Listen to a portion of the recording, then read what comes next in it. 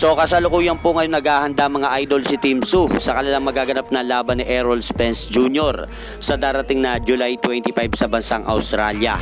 At makikita po natin sa video training na yan ni Team Su mga idol, halos pinapalakas po nito ang kanyang right straight upang sa ganun ay magamit po niya ang pamamaraan na yan sa laban nila ni Errol Spence Jr. sa darating na July 25. Dahil alam naman po natin na isang pressure fighter po itong si Errol Spence na walang sawang umaatake sa kalaban nito sa ibabaw ng ring. Kaya sa darating na July 25 mga idol, tingnan po natin kung uubra ba ang ginagawang pag-iensayo na yan ni Team Su kay Errol Spence Jr. At sa iba pang balita mga idol na pag-alaman po natin sa magaganap na exhibition match na laban ni Floyd Mayweather kontra kay kickboxing legend Mike Zambidis na gaganapin ngayong darating na June 27 sa Athens, Greece, ay kinuwang kasparmate pala ni Floyd ay itong si Teofimo Lopez. Dahil ayon nga po dito sa larawang ipinakita ng World Boxing News mga idol, makikita po nating nag-shake hands pa sina Floyd at Lopez pagkatapos ng kanilang sparring session.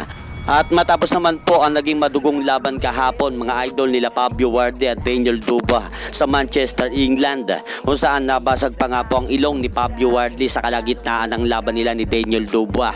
Ay binabalak pong sumailalim si referee Howard Foster sa pagtatanggal sa kanya bilang referee dahil sa pinatagal pa daw niya ang laban nila Fabio Wardley at Daniel Dubois kahapon, na dahilan kung bakit nabasag pa ang ilong ni Fabio Wardley.